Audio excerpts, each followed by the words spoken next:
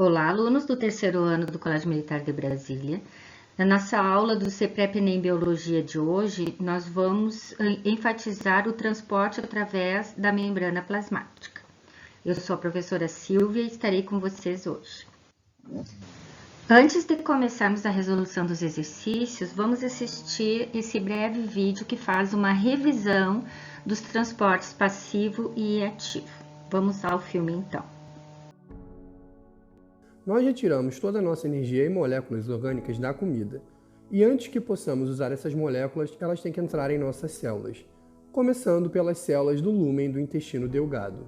Vamos dar um zoom sobre a superfície dessas células. A membrana plasmática é semipermeável, o que quer dizer que algumas moléculas podem cruzá-las enquanto outras não. Como essas moléculas entram e saem da célula? Transporte passivo. Lipídios, como essas moléculas amarelas, podem passar pela bicamada da membrana. Observe como eles se movimentam a favor do gradiente de concentração. Eles estão indo do mais concentrado para o menos concentrado. Isso é um exemplo de difusão. Difusão é uma forma de transporte passivo e não requer energia da célula. A maior parte das moléculas não podem cruzar as membranas plasmáticas. Aqui está a frutose entrando na célula por difusão facilitada,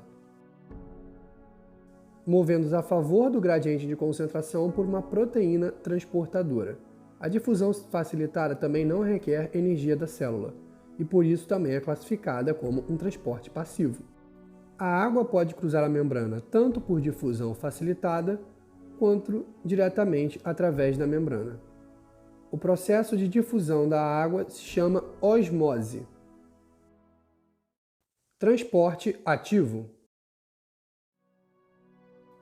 A bomba de sódio e potássio move os íons contra o gradiente de concentração, indo do gradiente menos concentrado para onde estão mais concentrados.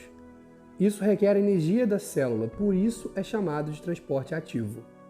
A energia do ATP é usada para mover os íons de sódio para fora da célula e os íons de potássio para dentro. Outro tipo de transporte ativo é o cotransporte. Nele, os íons de sódio e glicose movem-se para dentro da célula por uma proteína cotransportadora. Íons de sódio movem-se a favor do gradiente criado pela bomba de sódio e potássio e a glicose move-se contra o seu gradiente de concentração. Exocitose e endocitose. Agora vamos olhar o outro lado desta célula intestinal. Materiais a serem exportados podem ser transportados por vesículas que se fusionam com a membrana plasmática, liberando o seu conteúdo para fora da célula. Este processo é chamado de exocitose. Na endocitose, a membrana plasmática forma uma bolsa, contendo material do exterior da célula. Difusão de gases. Deste lado da célula também podemos ver o oxigênio e o dióxido de carbono se difundindo através da membrana. Nossas células utilizam todos esses processos para conseguir os nutrientes que precisamos. Enem 2022, aplicação regular. Diz assim a questão. As células da epiderme da folha da Tradescantia pálida purpúrea, uma herbácea popularmente conhecida como trapoeraba roxa. Aqui nós temos então uma foto da trapoeraba, é uma plantinha muito utilizada na jardinagem. Ela contém um vacúolo onde se encontra um pigmento que dá coloração arroxeada a esse tecido. Em um experimento, um corte da epiderme de uma folha de trapoeraba roxa foi imerso em meio hipotônico e logo em seguida foi colocada uma lâmina e observado o microscópio óptico. Durante a observação desse corte, foi possível identificar o ou a. Na letra A, acúmulo do solvente com fragmentação da organela. Letra B, rompimento da membrana celular com liberação do citosol. Letra C, aumento do vacúolo com diluição do pigmento no seu interior. Letra D, quebra da parede celular com extravasamento do pigmento. E na letra E, murchamento da célula com expulsão do pigmento do vacúolo.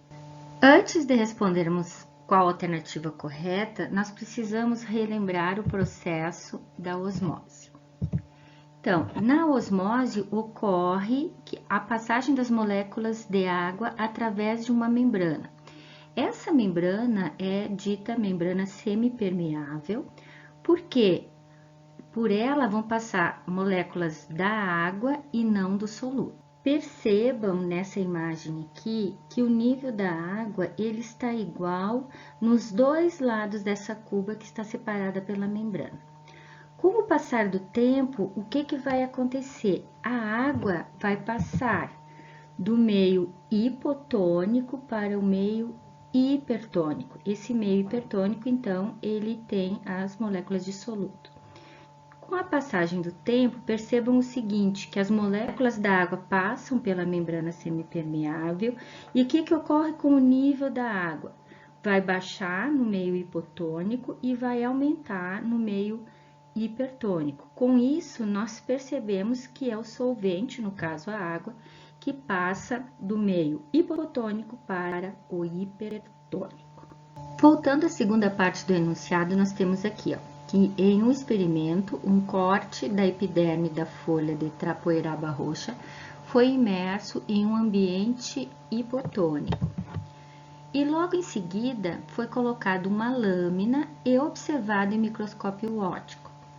Durante a observação desse corte, foi possível identificar o OA. Então, aqui nós temos as alternativas. Mas antes disso, eu quero mostrar para vocês uma foto de uma preparação microscópica de uma folha de trapoeraba. E aqui, então, nós temos células com os vacúolos repletos, então, do pigmento roxo. O destaque do enunciado é que o corte da folha foi colocado no ambiente hipotônico. Então, vamos ver qual é o comportamento da osmose em células vegetais. Então, eu trouxe aqui para vocês esta imagem que mostra o seguinte. Vamos analisar agora 3 situações com relação à concentração dentro da célula, mais especificamente aqui no vacúolo, e o meio externo. Na primeira situação, onde o meio é isotônico, ou seja, é a mesma concentração fora da célula e dentro da célula. Nessa situação, a água que entra é a mesma água que sai e a célula vai manter o seu volume. A segunda situação é quando a célula vegetal ela é colocada no meio hipotônico. Se o meio é hipotônico, a concentração dentro do vacúolo é hipertônica.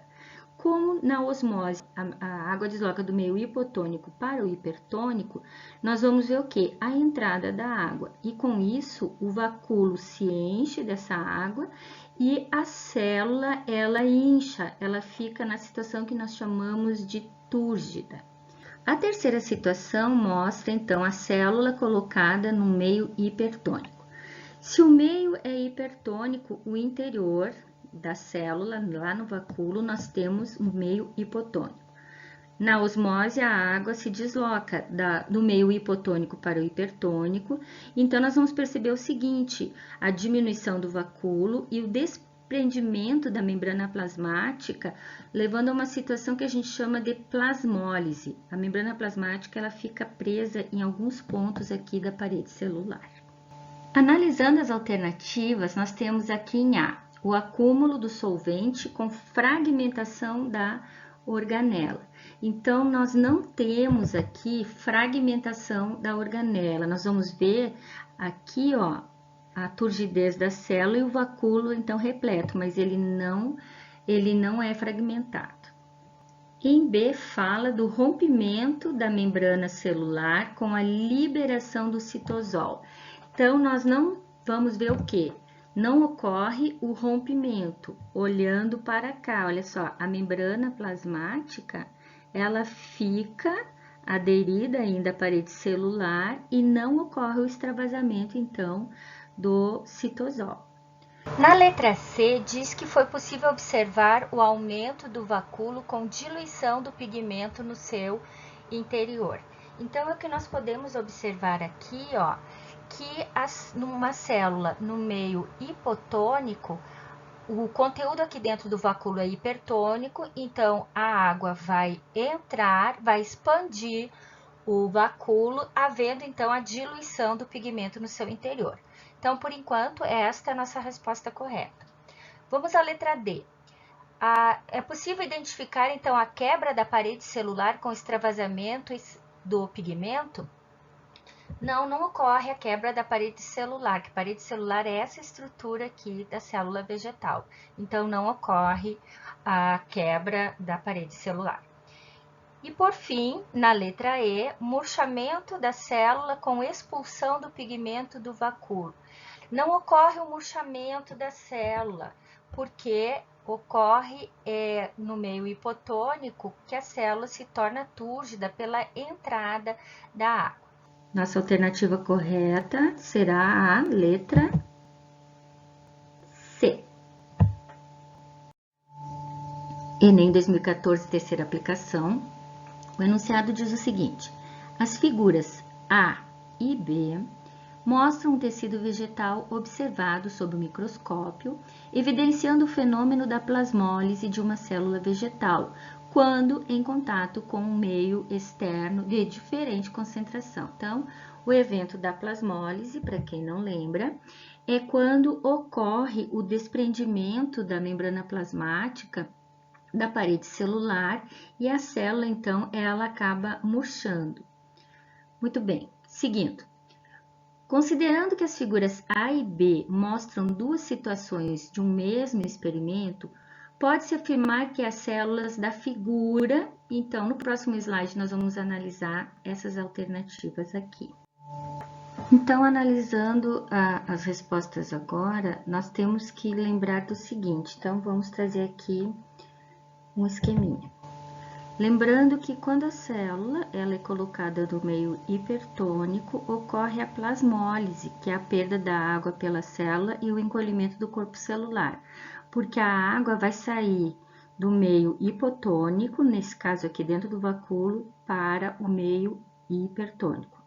No meio isotônico, ocorre que a concentração interna e externa é a mesma, então a quantidade de água que entra é a mesma quantidade que sai. Quando a célula é colocada no meio hipotônico, significa que no interior aqui do vacúolo, o meio é hipertônico. Com isso, ocorre a entrada da água na célula e o aumento de volume sem a ruptura, então, dessa célula aqui. Olhando as alternativas, nós temos aqui, então, em A, as células estão em contato com o meio externo mais concentrado, sofrendo um aumento de volume. Então, se ela está no meio mais concentrado, ela teria que perder a água dessa forma aqui. Então, ela diminuiria o volume. Na letra B, A e B foram colocados em meio isotônico, não sofrendo mudança de volume. Para começar, elas estão em meios com concentração diferente. Por quê? Porque houve sim mudança de volume na célula em B. Então, o meio é diferente e houve a mudança de volume. Na letra C, em B foram colocadas em meio externo hipertônico, apresentando diminuição de volume.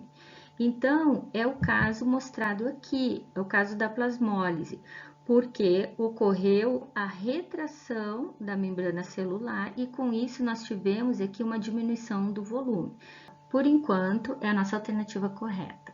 Na alternativa D, diz que B, as células de B foram colocadas em contato com o meio externo menos concentrado. Meio externo menos concentrado é o caso do meio hipotônico, onde nós teremos, então, se o meio é hipotônico, o interior é hipertônico, e a água, então, vai entrar, levando a uma situação de turgência, entrada da água na célula e aumento do volume sem a ruptura da célula.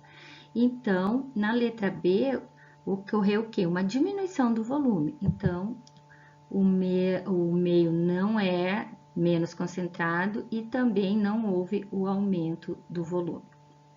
Por fim, na letra E, mostra que em A, as células foram mergulhadas em meio externo menos concentrado. É o mesmo caso do anterior. Se o meio é menos concentrado, ele é hipotônico e no interior da célula hipertônico.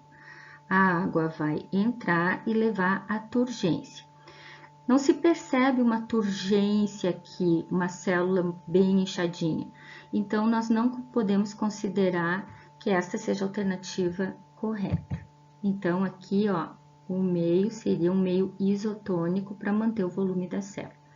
Com isso, a nossa resposta correta fica com a letra C.